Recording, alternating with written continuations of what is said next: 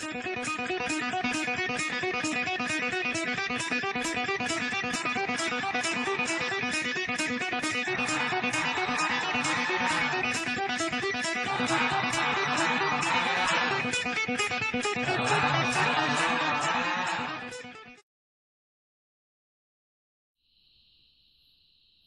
guys, welcome to another video. This is the review of the Zippo hand warmer. We're kind of on the downhill slide right now of winter, but there's a lot of places that are still colder than a well digger's ass, and they have knee deep in snow. So I mean, this information is still pretty important. I probably should have done this video a month ago or maybe even 2 months ago, but it didn't work out that way. But anyway, the Zippo hand warmer was developed in 1923 in Japan and imported to the United States in the 1950s. So I mean, it's been around for a long time. It's been used by a lot of people, and in my opinion, you really can't go wrong with this thing. I've used them, you know, my entire life basically in the outdoors. So this particular one I've had for about 2.5 years, and I use it every winter at some point. The unit weighs 2.7 ounces. When the lid is on it, it's 4 inches long, and it's 2 3/4 in width with a 1/2 inch thickness. Its outer shell is brass, and you can find them in black, camo, or chrome, and obviously this one's black. The burner up here, this is fiberglass and platinum. Very good ignition on these.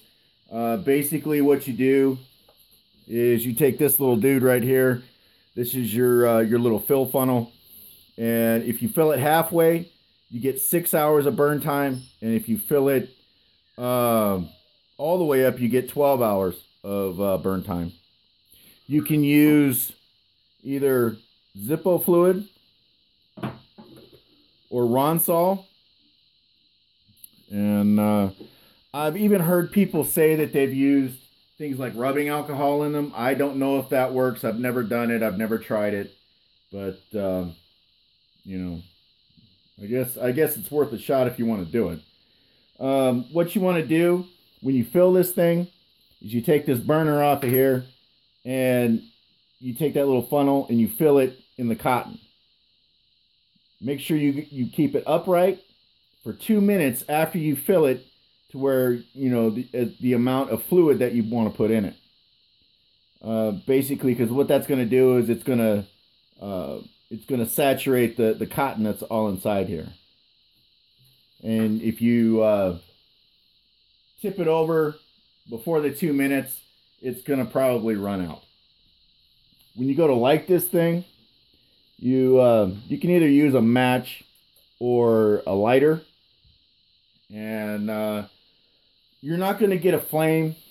It'll be kind of like a little glowing ember that you'll see. Pretty soon after that, you're going to start feeling the heat from the burner. Once you start feeling the heat from the burner, you're going to put the lid on, and I would recommend putting it in the little stuff sack,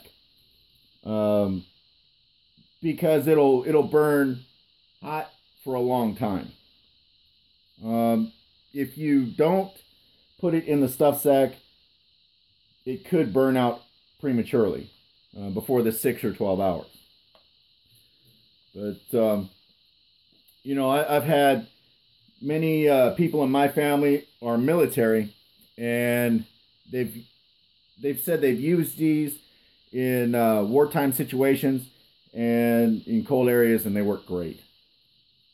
But you can stop the burning process or the heat process before the unit is out of fluid. All you have to do is take the burner off, and it'll stop burning. If you're going to do that, you might want to use gloves to take it off, because you will burn the crap out of your hands doing that. It really doesn't hurt anything just to sit it down and let it burn out if you're done using it before the fluid is gone. It's not gonna get hot enough to where it's gonna start a fire or anything like that. If you're smart, you're gonna put it on a rock if you're out in the wilderness, or put it on your kitchen counter if you come home from wherever you're at. You just put it on your kitchen counter. But